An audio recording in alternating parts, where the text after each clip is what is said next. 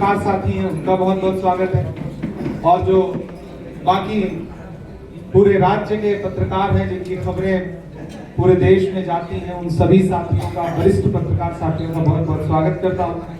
समय से शायद 2-4-10-5 मिनट विलंब से आया हूँ, उसके लिए क्षमा प्रार्थी भी हूँ, लेकिन नीचे लोगों के सवाल, छात्रों के सवाल ले रहे थे हम।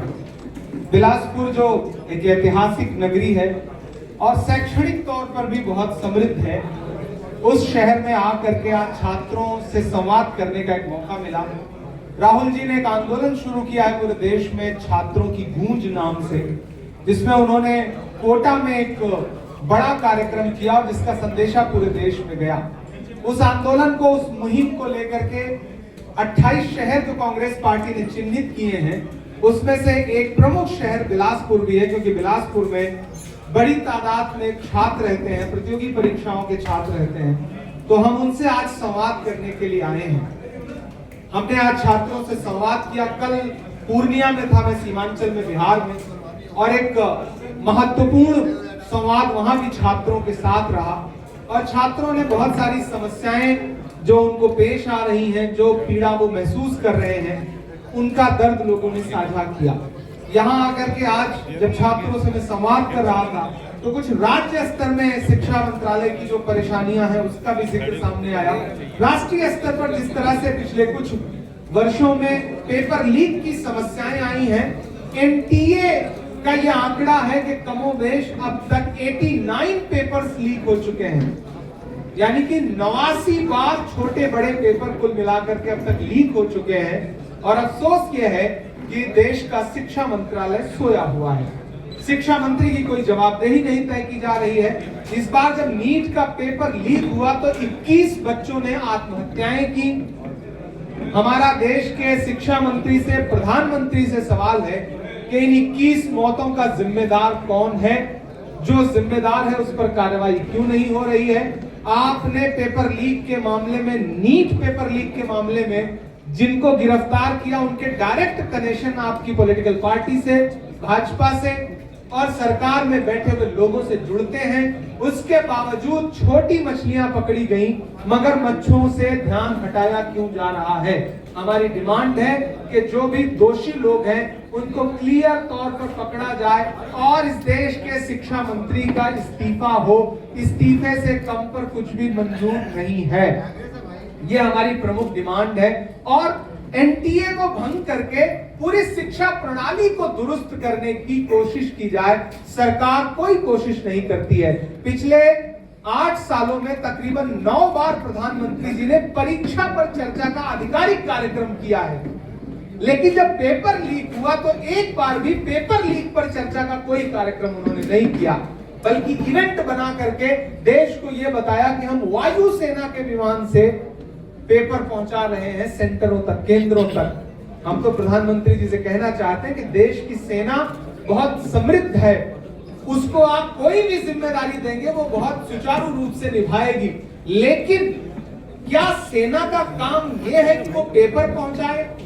अगर पेपर पहुंचाना देश की सेना का काम है तो फिर शिक्षा मंत्रालय को समाप्त कर दीजिए, देश के शिक्षा मंत्री का पद ले लीजिए, अगर सेना को ही ये काम करना है तो मेरा मानना है कि ये बहुत बड़ी विफलता है। और प्रधानमंत्री जी इवेंट बनाते हैं हर चीज को। उन्होंने सेना के जरिए पेपर पहुंचाया, 45 मिनट एयरपोर्ट पर रुके रहे ताकि छात्रों को परेशानी ना हो।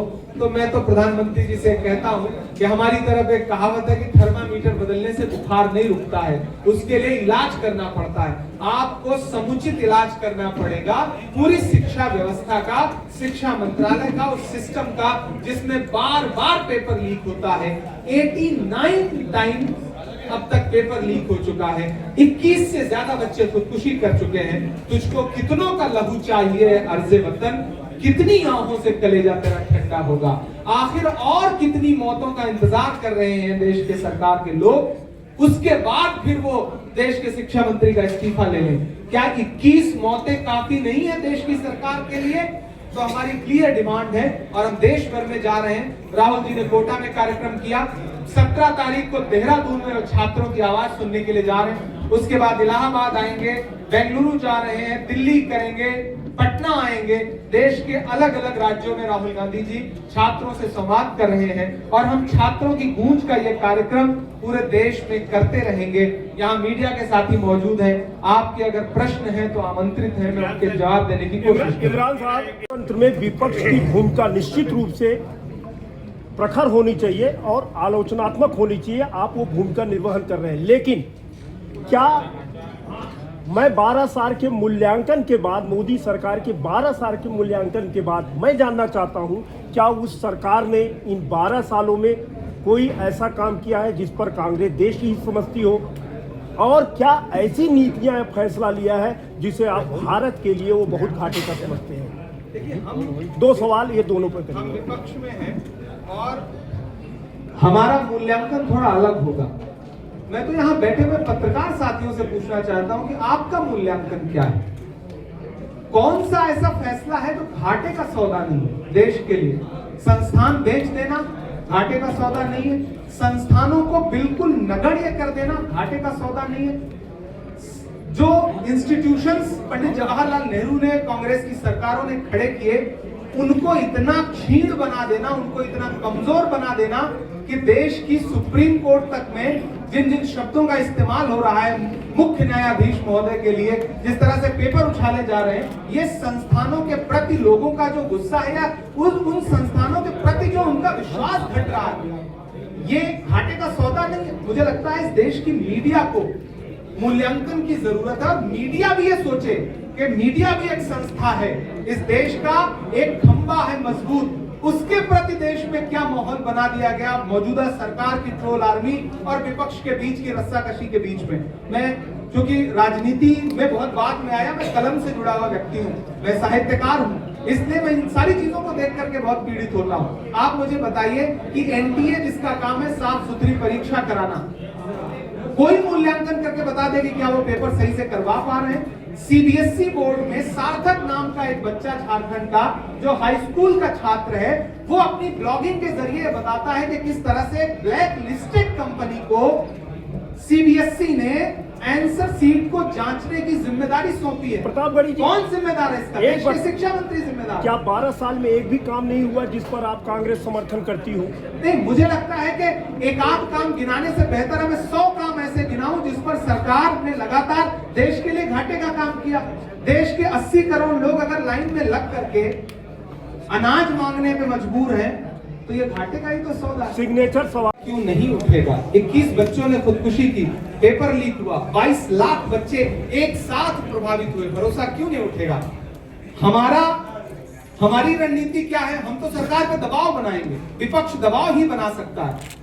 आपको रणनीति भाजपा सरकार में बैठे हुए लोगों से, आप सवाल दरअसल गलत व्यक्ति से गलत सवाल पूछते हैं। ये सरकार से सवाल होना चाहिए आपका, जो आप विपक्ष से पूछ रहे हैं। मुझे लगता है कि सरकार बताए कि उसकी क्या रणनीति है कि पेपर लीक नहीं होगा। सरकार बताए कि छोटी मछलियां पकड़ी गई, मगरमच्छ को क्यों बचाया जा रहा है। सरकार बताए कि शिक्षा मंत्री का इस्तीफा लेने के लिए कितनी और जाने चाहिए उसको, सरकार बताए।